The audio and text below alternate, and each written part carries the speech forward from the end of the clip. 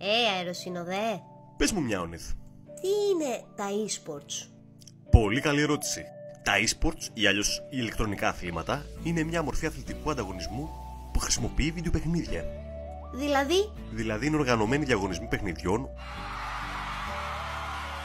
με ομάδες που ανάλογα το παιχνίδι αποτελούνται είτε από πολλά είτε από ένα άτομο και ανταγωνίζεται ο ένας τον άλλον για ένα καθορισμένο έπαθλο. και ποιος μπορεί να δηλώσει συμμετοχή σε ένα e-sport άθλημα?